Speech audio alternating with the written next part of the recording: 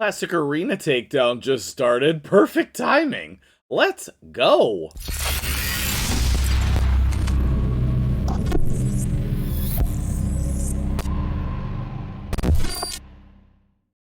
What's up, guys? MtgJedi here, and we are talking Nogoro today. This guy I summoned, I maxed, I mastered, all for you guys because he is so good. He is so good. So let's first take a look at my build so you can see what we're working with here. Where you at, my dude? Alright, so we got him in Savage. Nogoro's an epic attack champion, and he has some of the best multipliers in the entire game. Like, I don't know how much you use Magnar, okay? But Magnar and Nogoro are now top tier. Well, Magnar was. Magnar has been. But Nogoro is a top tier damage dealer in the game. And if you're struggling for damage specifically in Arena, or in Faction Wars, basically anywhere, but mainly Arena, this guy is going to be such a huge asset for you, okay? Number one, he looks super cool. He is like a sweet ninja with these commas. He's so cool looking, okay? Number two, he has better multipliers than all the rest of the epic damage dealers. He's basically the same as Magnar, okay? And then he has better multipliers than like the majority of the other damage dealers for Arena as well. Like, but I know you might still use Foley because of the block revive, but better damage multipliers than Foley? I mean, like, honestly, this guy is so good. I'm super impressed. So anyway, here's the stats. We got to offset gloves with the crit damage, offset boots with the crit rate, crit damage, attack percentage, and then your typical attack percentage, and then crit stats, attack, crit stats, attack, crit stats. And you want to get accuracy where you can, but I put an attack banner on him because I want as much as possible. His attack is kind of low, so it's a little bit challenging to get it up over 5k, but do it if you can, okay? I didn't want to put, like, mid-game gear on him. I want to put some good gear on him. I wouldn't say this is my best gear on the account, but it's certainly not my worst. Now, I did come in here and book him, okay? He can place block active skills. I don't know if you're going to need that. The multipliers on this A2 are ridiculous. Ridiculous, okay? And then he's going to steal all the buffs from the enemy before attacking. But, like, you're probably not going to build him with enough accuracy to make that happen reliably. And then this is the one that we're really, concerned about. So we're going to get this on a 3-turn cooldown with, when he's under an increased attack. So we're going to show a couple different ways to do that. And then obviously if his HP drops, he could have increased attack as well. Now, where's my Candrafon build? I think that this style build would be very good on him as well with the Swift Parry. So if you want this build instead, I think that that's a very viable build as well. But Swift Parry, Savage are going to be your best bets if you have that available. Otherwise, just get the best stats that you can with whatever the gear is. See if you can get Cruel on him or, whatever you have. Here's the masteries that I put. Let's go slip over here. We went down to crit damage because we didn't have that high of crit damage to start with, and then the defense tree as we are not in a build that's focused on accuracy.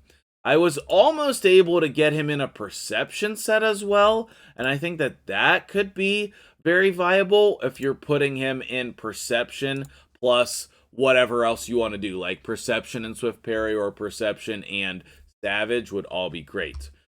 Because this A2 with the stealing all buffs, you want to make sure that you can, like, pop Leorius or Skullcrown or anybody with Swift Parry, and that's a huge bonus. Like, because otherwise Genbo would still be better, even though Nogoro's multipliers are better than Genbo's, which is some serious impressiveness.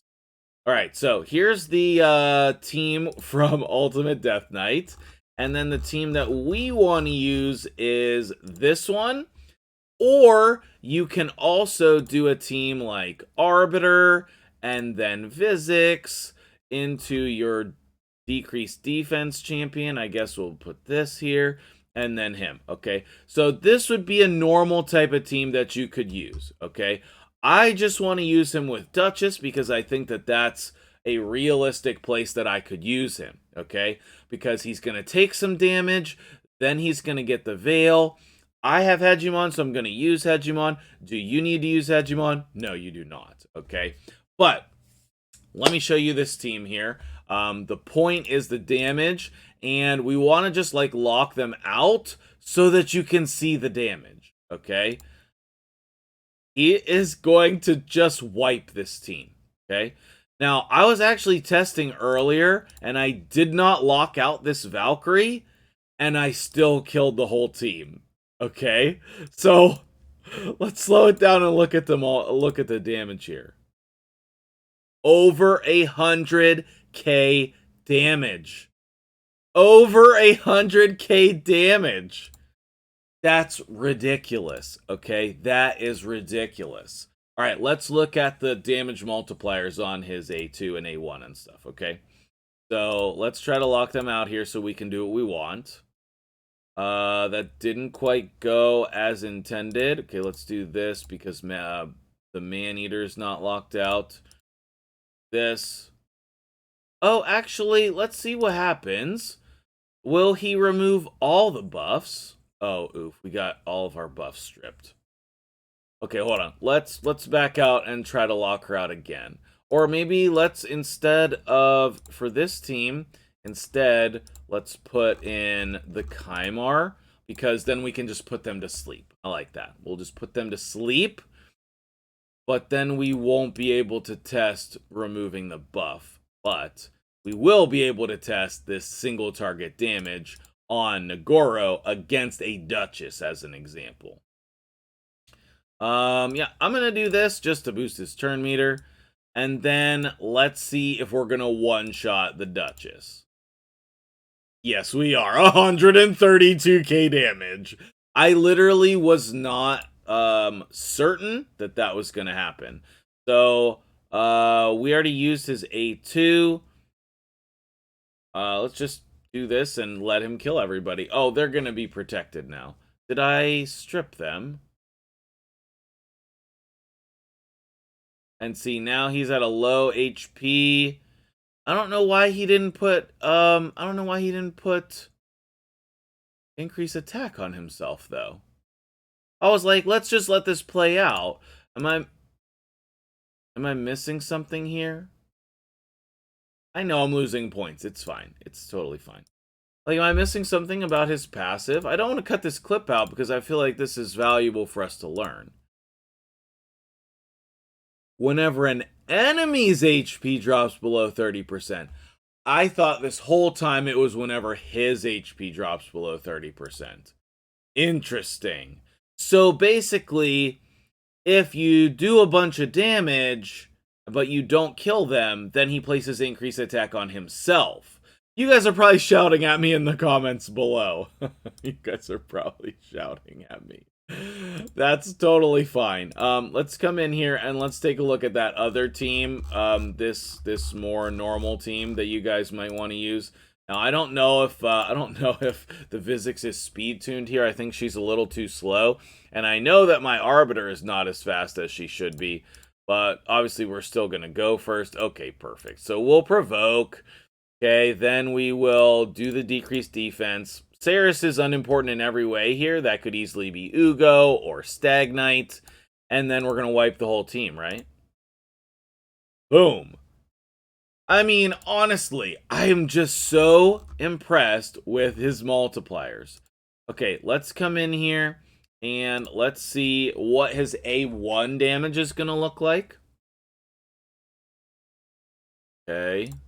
Boost. What? Did I click provoke? Okay, I mean, it lowered her turn meters, that's fine. Can he kill somebody with his A1? Yes, he can. Wowzers! Guys, I'm just so impressed with him. This is why I've been trying so hard to get him on the new Death Knight series account, because that would be so amazing to have him there. He would be my first arena nuker and viable for the whole time. Man, that's awesome. That's awesome. Okay, another team that you could use him with. Let's just discuss some teams, okay? So this type of team, if you have Necrit, he would be great in. Necrit would protect him, and then you can place whoever you want with him, okay? You could also put him in this type of a team here, where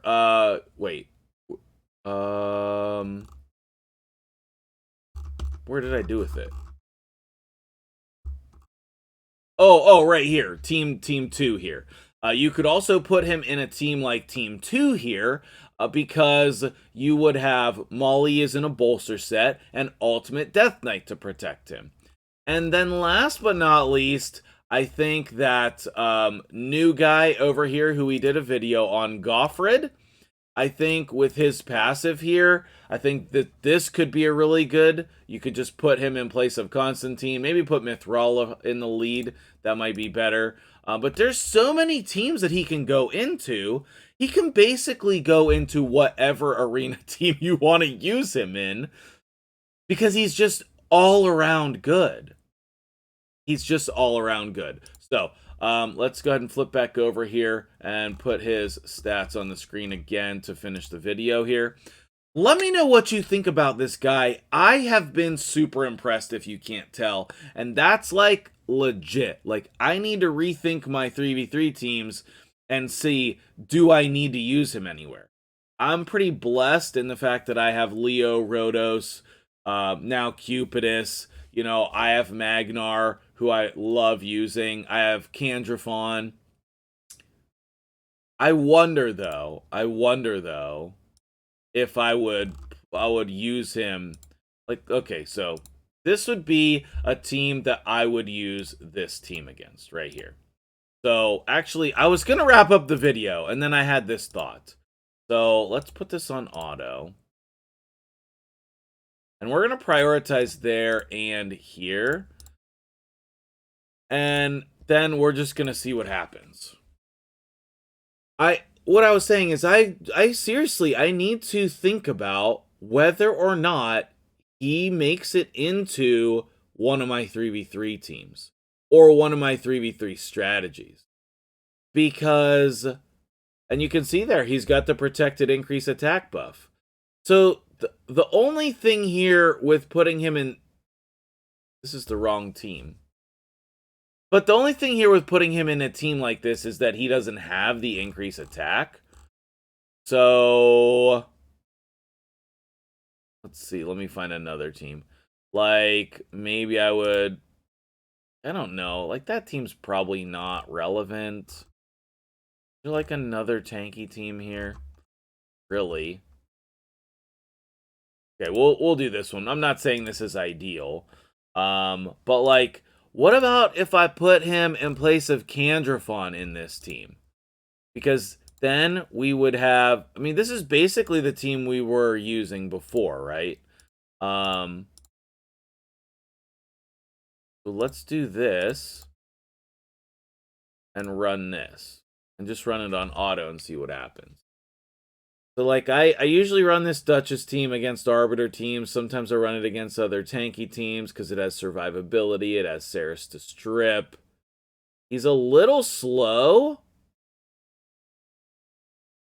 I mean, you cannot argue with these multipliers. You cannot argue with this results. I don't think the Mountain King's going to be able to kill Duchess. We got weak hits on both times that we attacked the Mountain King, but so I'm wondering why he didn't get the increase attack. But we still got there. Let's do one more. Let's do like this normal Arbiter team, where this would be like a normal 3v3 fight that I would take here. Okay, locked. Decrease the turn meter. That's fine, whatever. Okay, we got people stunned. Okay. And then wipe. I don't know, guys. Should I replace, like, legit, should I replace Candrafon with Nagoro in this team? That is shocking that I am even considering that. That is shocking. Let me know what you think in the comments below. Thank you so much for watching. Hit the like button, and I'll see you guys later.